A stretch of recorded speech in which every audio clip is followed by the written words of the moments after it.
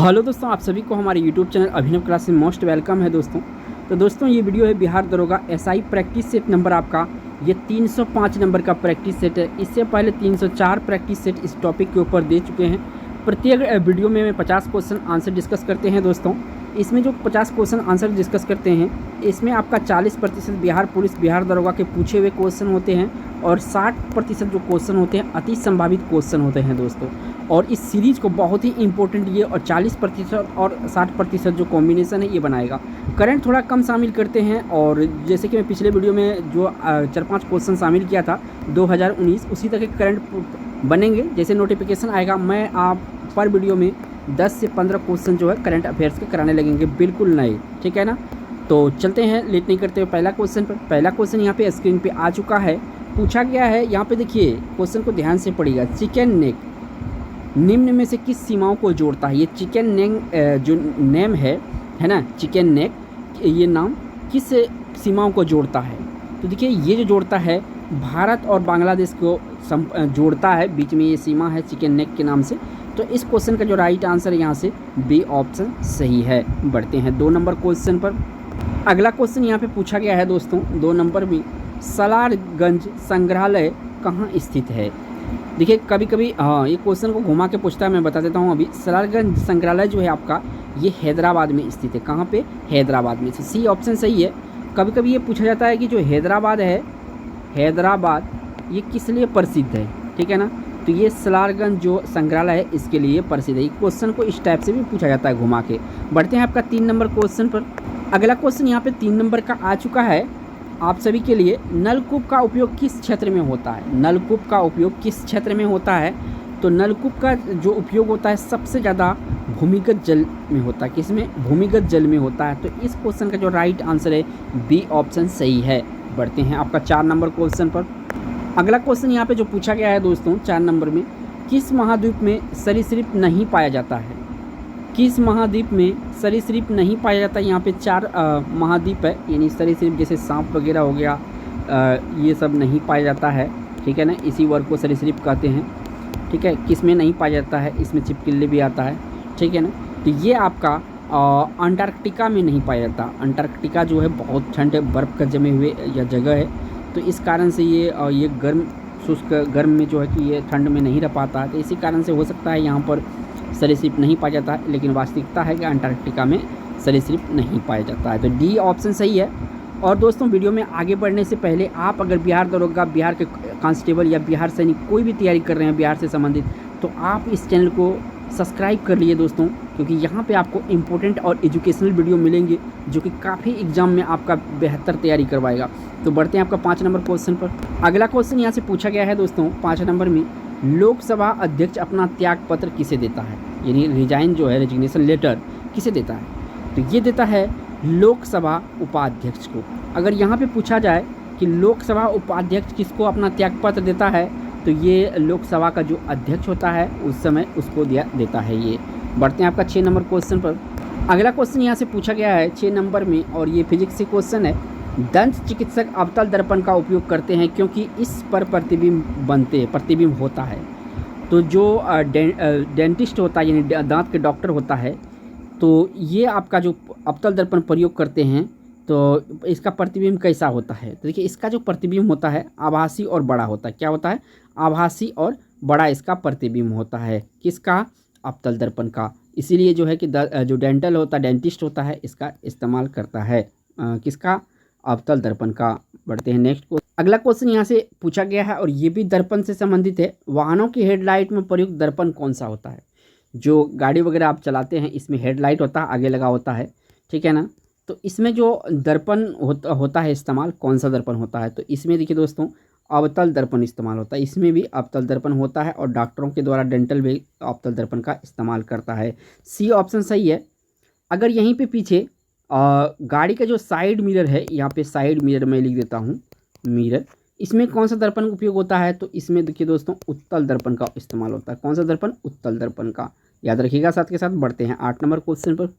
अगला क्वेश्चन यहाँ से पूछा गया है दोस्तों 8 नंबर में, एक अवतल दर्पण की वक्रता केंद्र पर एक वस्तु रखी गई है। कहाँ पे रखी गई है? वक्रता केंद्र पर। तो इसका प्रतिबिंब कहाँ बनेगा? वक्रता केंद्र पर अवतल दर्पण में वस्तु रखी गई है तो इसका प्रतिबिंब जो बनेगा वक्रता केंद्र पर ही बनेगा। कहाँ पे बनेगा? वक्रता केंद्र पर ही बनेगा। ठीक है ना, तो यहाँ से डी ऑप्शन सही है। बढ़ते हैं आपका 9 नंबर क्वेश्चन पर। अगला क्वेश्चन दोस्तों बहुत ही इंपॉर्टेंट क्वेश्चन है ये 9 नंबर का। ALU का पूर्ण रूप क्या होता है? तो देखिए ALU का जो पूर्ण रूप होता है ये होता है अर्थमेटिक लॉजिक यूनिट। क्या होता है? अर्थमेटिक लॉजिक यूनिट इसका जो फुल फॉर्म होता है, इसका पूरा नाम कहे ये होता है। और जो CPU होता है, CPU का ही एक भाग होता है। ठीक है ना, तो ये एक उनमें से एक है। बढ़ते हैं आपका 10 नंबर क्वेश्चन पर। अगला क्वेश्चन यहाँ पे पूछा गया है दोस्तों, 10 नंबर का क्वेश्चन है। पूछा गया है इसमें कि भाषा जिसे कंप्यूटर समझता है वह निष्पादित करता है कहलाती है। क्या कहलाती है? जिसे कंप्यूटर समझती है और कंप्यूटर के द्वारा निष्पादित करता है तो ये कहलाती है दोस्तों मशीनी भाषा। कौन सी भाषा? मशीनी भाषा। इसे कंप्यूटर आसानी से समझ सकता है लेकिन हम लोग नहीं समझ सकते हैं। बढ़ते हैं 11 नंबर क्वेश्चन पर। अगला क्वेश्चन जो यहाँ से पूछा गया है और 11 नंबर में ये भी कंप्यूटर से रिलेटेड क्वेश्चन है। देखिए बिहार दरोगा जो होता है इसमें 100 क्वेश्चन में 2 से 3 क्वेश्चन जो होता है ये कंप्यूटर से रिलेटेड होता है, याद रखिएगा। कंप्यूटर भाषा यानी जावा का आविष्कारक कौन है? यानी जावा जो कंप्यूटर भाषा है इसका आविष्कार किसने किया था?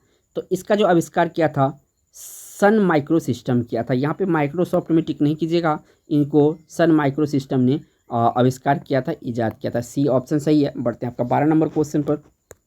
अगला क्वेश्चन यहाँ से पूछा गया है आपका 12 नंबर में। डाटा के प्रेषण की गति को मापने के लिए सामान्यतः प्रयुक्त एकक है, यानी कि इकाई है या यूनिट है जो होता है गति। तो ये जो गति मापा जाता है दोस्तों ये मापा जाता है बिट प्रति सेकेंड में। किस में? BTS यानी बिट प्रति सेकेंड में, यानी ऑप्शन यहाँ से सी सही हो जाएगा। बढ़ते हैं आपका 13 नंबर क्वेश्चन पर।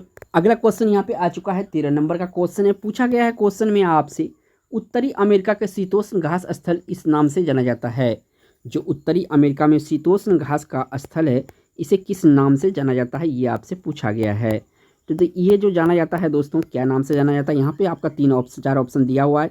इसे कहा जाता है प्रियरी। क्या कहा जाता है? प्रियरी के नाम से जाना जाता है उत्तरी अमेरिका के शीतोष्ण घास स्थल को। डी ऑप्शन सही है। इंपॉर्टेंट क्वेश्चन है आपका ज्योग्राफी से, याद रखिएगा।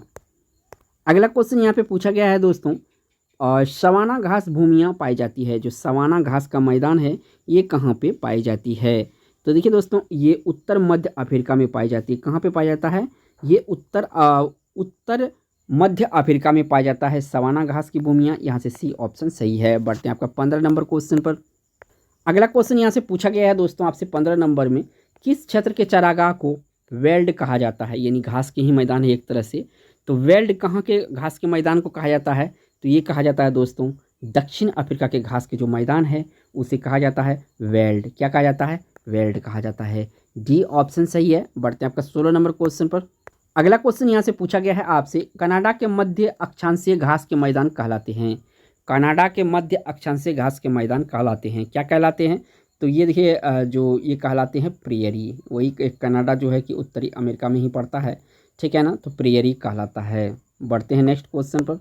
अगला क्वेश्चन यहाँ पे पूछा गया है दोस्तों आपका 17 नंबर में। हमारे शरीर में आनुवांशिकता की इकाई को क्या कहते हैं? तो देखिए आनुवांशिकता का इकाई को यहाँ पे जीन कहा जाता है। क्या कहा जाता है?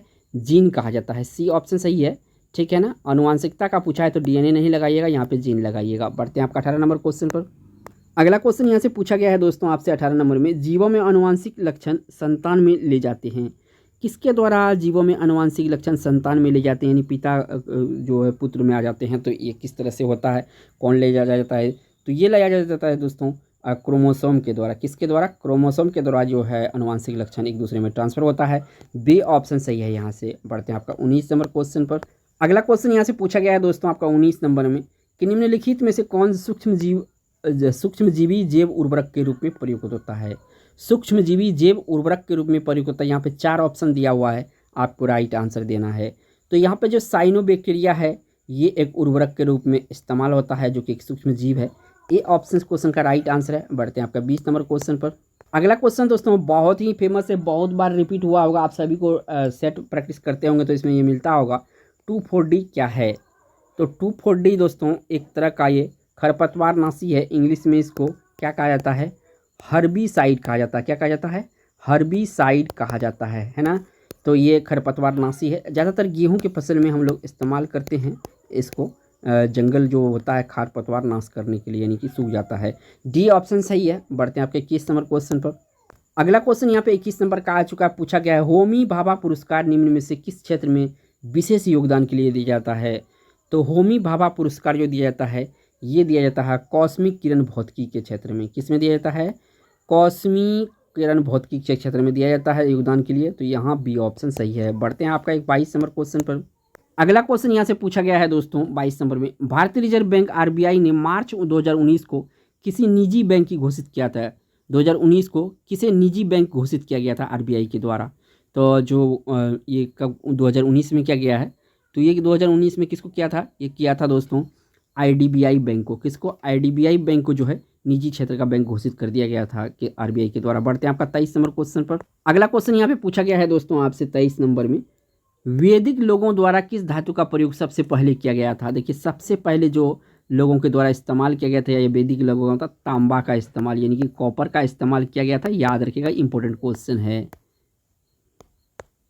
अगला क्वेश्चन यहाँ से पूछा गया है दोस्तों 24 नंबर में।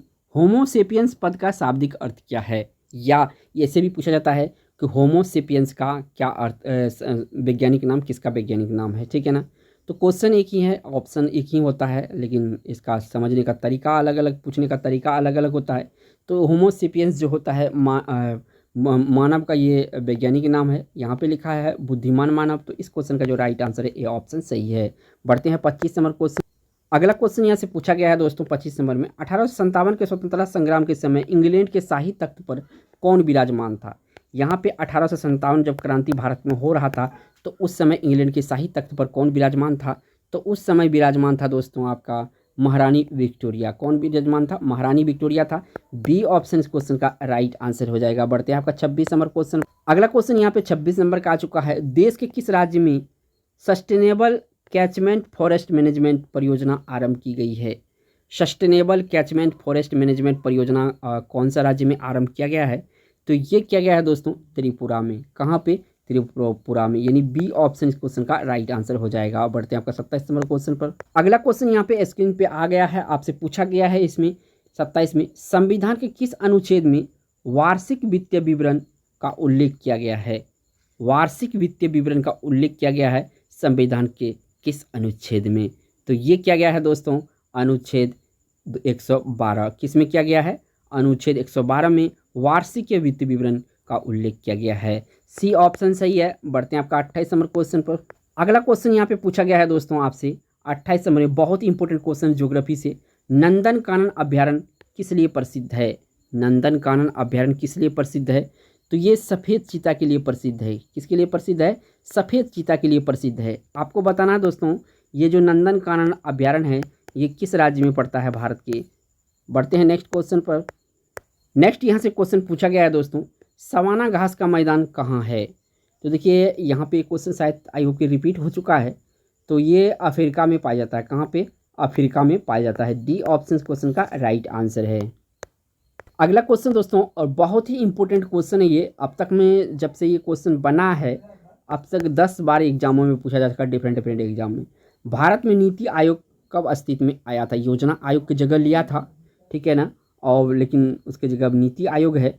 तो ये देखिए दोस्तों ये आपका 1 जनवरी 2015। याद रखिएगा दोस्तों इंपॉर्टेंट क्वेश्चन है, आपके भी एग्जाम में पूछा जा सकता है। तो याद रखिएगा 1 जनवरी 2015 को नीति आयोग अस्तित्व में आया था या लागू हुआ था। किसकी जगह लिया था ये? तो योजना आयोग की जगह लिया था। इसका भी जो अध्यक्ष होता है, जैसे योजना आयोग का अध्यक्ष कौन होता था? प्रधानमंत्री जी। तो इसका भी अध्यक्ष प्रधानमंत्री जी होता है। लेकिन इस क्वेश्चन का राइट आंसर 1 जनवरी 2015 होगा। बढ़ते हैं नेक्स्ट क्वेश्चन पर। नेक्स्ट क्वेश्चन दोस्तों इसमें पूछा गया है आपसे, और ये क्वेश्चन कल के वीडियो में भी मैं दिया था, लेकिन आज आपको इसका आंसर बताना है इसलिए मैं शामिल किया हूँ। गूगल ने एक नया ऐप बोलो का अनावरण किया है जो सहायता करता है। 4 ऑप्शन देखिए, बैंक, शोधकर्ता, प्राथमिक विद्यालयों के छात्र, सरकारी कर्मचारी। जो भी ऑप्शन है आप कमेंट में ABCD कुछ भी लिख सकते हैं अपना आंसर जो सही होगा। बढ़ते हैं नेक्स्ट क्वेश्चन पर। अगला क्वेश्चन यहाँ पे बहुत ही इंपॉर्टेंट है 32 नंबर में। कांग्रेस का लखनऊ अधिवेशन कब हुआ था? तो कांग्रेस का जो लखनऊ अधिवेशन हुआ था ये हुआ था जो लखनऊ अधिवेशन हुआ था कब हुआ था ये पूछा गया है। तो ये हुआ था दोस्तों लखनऊ अधिवेशन तो 1916 ईस्वी में। एक और इम्पोर्टेंट है जो आपका लाहौर अधिवेशन हुआ था, ये भी पूछा जाता है एग्जाम में। तो ये 1929 में हुआ था, ठीक है ना। लखनऊ हुआ था 16 में, और जो आपका लाहौर अधिवेशन है ये हुआ था 29 में। तो ऑप्शन यहाँ से आपको बी वाला टिक करना है, 1916 में हुआ था लखनऊ अधिवेशन कांग्रेस का। बढ़ते हैं आपका 33 नंबर क्वेश्चन पर। अगला क्वेश्चन यहाँ से पूछा गया है दोस्तों, मोहम्मद गोरी का अंतिम आक्रमण किसके विरुद्ध हुआ था, या किसके विरुद्ध किया था ये मोहम्मद गोरी, ठीक है ना। मोहम्मद गोरी किसके लास्ट आक्रमण किसके विरुद्ध किया था, तो ये किया था पंजाब के खोखर के विरुद्ध। किसके विरुद्ध किया था, पंजाब के खोखर के विरुद्ध। तो इस क्वेश्चन के यहाँ से डी ऑप्शन सही है। बढ़ते हैं आपका 34 नंबर क्वेश्चन पर।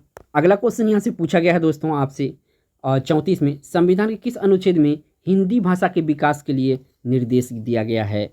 तो देखिए हिंदी भाषा का निर्देश जो दिया गया है संविधान में, ये दिया गया है 343। ये भी पॉलिटी से बहुत इंपॉर्टेंट क्वेश्चन और ये भी रिपीटेड क्वेश्चन होता है। तो ए ऑप्शन इस क्वेश्चन का राइट आंसर है। बढ़ते हैं आपका 35 नंबर क्वेश्चन पर। नेक्स्ट क्वेश्चन यहाँ पे पूछा गया है दोस्तों, तड़ित चालक किससे निर्मित होता है। देखिए यहाँ से दो सवाल बनता है, तड़ित चालक का निर्माण किसने किया था, या तड़ित चालक निर्मित किससे होता था। ये तो ईजी है, ये जो तांबा का बनता है यानी कॉपर का बनता है, ठीक है। निर्माण क्या था, बेंजामिन फ्रैंकलिन। कौन किया था, बेंजामिन जो आपका था ये फ्रैंकलिन एक साइंटिस्ट था, इन्होंने इसका आविष्कार किया था। बी ऑप्शन सही है। इसका काम होता है कि घरों के ऊपर ये बना के लगा दिया जाता ताकि कोई अगर तड़ित चालक अगर गिरे घर पे तो घर का कोई नुकसान हो, साइड से वो नीचे ज़मीन में चला जाए। बढ़ते हैं आपका 36 नंबर क्वेश्चन पर। अगला क्वेश्चन यहाँ से पूछा गया है 36 नंबर में, जिम्नोस्पर्म का मेवा किसे कहा जाता है। तो जिम्नोस्पर्म का मेवा जो कहा जाता है चिलगोजा को कहा जाता है। किसको कहा जाता है, चिलगोजा को कहा जाता है। सी ऑप्शन इस क्वेश्चन का राइट आंसर है। बढ़ते हैं आपका 37 नंबर क्वेश्चन पर। अगला क्वेश्चन यहाँ से पूछा गया है दोस्तों 37 नंबर में, बादलों को दिशा एवं गति की मापने वाला यंत्र कौन सा है। बादलों की दिशा एवं गति मापने वाला यंत्र कौन सा है। तो देखिए इसमें जो आपका बादलों की दिशा एवं गति मापने वाला यंत्र है ये कौन सा होगा, तो ये है दोस्तों आपका नेफोस्कोप। नेफोस्कोप जो है ये बादल का दिशा एवं गति मापता है। तो इस क्वेश्चन का यहाँ से बी ऑप्शन सही है। बढ़ते हैं 38 नंबर क्वेश्चन। अगला क्वेश्चन यहाँ से पूछा गया है दोस्तों 38 में, किस महाद्वीप को पठारी महाद्वीप भी कहा जाता है। किस महाद्वीप को पठारी महाद्वीप भी कहा जाता है, तो ये कहा जाता है दोस्तों अफ्रीका को। किसे कहा जाता है, अफ्रीका को जो है ये पठारी महाद्वीप कहा जाता है।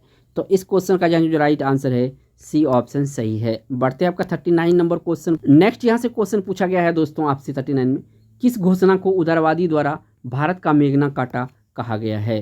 किस घोषणा को उदारवादियों द्वारा भारत का मेघना काटा कहा गया है, तो ये कहा गया है दोस्तों मॉन्टेग्यू घोषणा को। किसको कहा गया है, मॉन्टेग्यू घोषणा को कहा गया है। डी ऑप्शन इस क्वेश्चन का राइट आंसर है। बढ़ते हैं आपका 40 नंबर क्वेश्चन पर।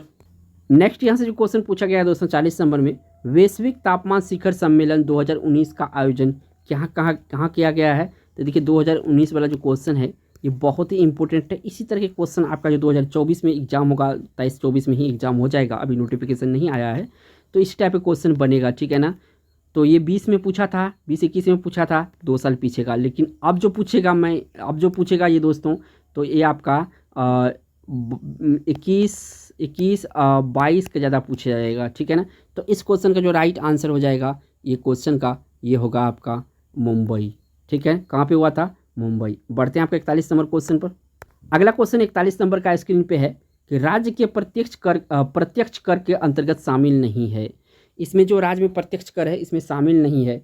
तो बिक्री और व्यापार पर जो कर है ये आपका प्रत्यक्ष कर में शामिल नहीं है। तो यहाँ पे आपका ए ऑप्शन सही है। बाकी के जो ऑप्शन है भू राजस्व कर, व्यवसाय कर और कृषि कर, ये आपका प्रत्यक्ष कर में शामिल होता है राज्य में।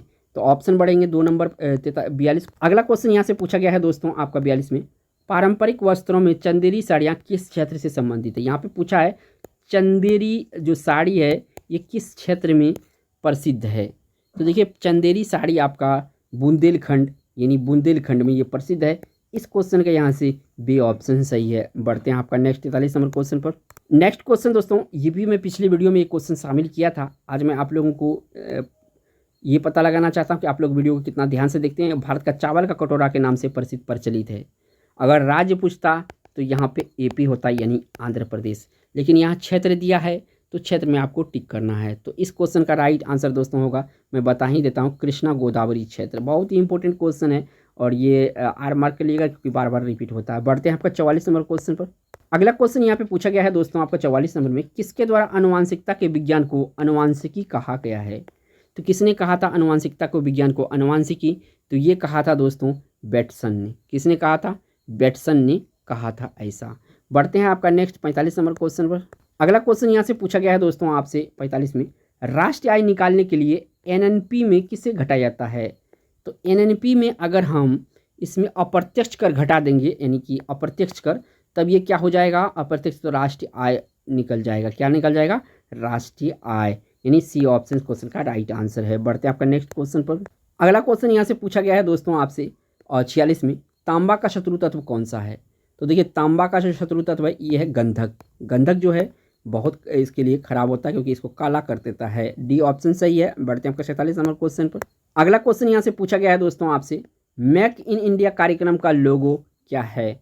तो इसका लोगो दोस्तों देख रहे होंगे लायन है, यानी शेर है। तो सी ऑप्शन क्वेश्चन का राइट आंसर है। बढ़ते हैं 48 नंबर क्वेश्चन पर। अगला क्वेश्चन यहाँ पे पूछा गया है दोस्तों, बहुत ही इंपॉर्टेंट क्वेश्चन है, भारत का मूल संविधान कहाँ से प्रकाशित किया गया था? यहाँ पे पूछा है प्रकाशित किया गया था, यानी पब्लिक किया गया, पब्लिकेशन किया गया था। तो ये किया गया था देहरादून से। कहाँ से? देहरादून से। सी ऑप्शन सही है। बढ़ते हैं आपका 49 नंबर क्वेश्चन पर। अगला क्वेश्चन यहाँ पे 50 नंबर का और इस वीडियो का लास्ट क्वेश्चन भी है, कंपनशील रज्जु के व्यवहार का अध्ययन करने के लिए किस उपकरण का प्रयोग किया जाता है? तो कंपनशील रज्जु का व्यवहार का अध्ययन करने के लिए जो इसमें इस्तेमाल किया जाता है, सोनोमीटर का इस्तेमाल किया जाता है। बी ऑप्शन सही है। वीडियो अगर अच्छा लगा दोस्तों तो एक लाइक तो बनता है दोस्तों, कर दीजिएगा। और चैनल पे पहली बार हैं और इस तरह के अगर वीडियो देखना पसंद करते हैं, आपको यहाँ पे तैयारी करनी है, तो इसको सब्सक्राइब जरूर कीजिएगा दोस्तों। ठीक है, थैंक्स फॉर वॉचिंग।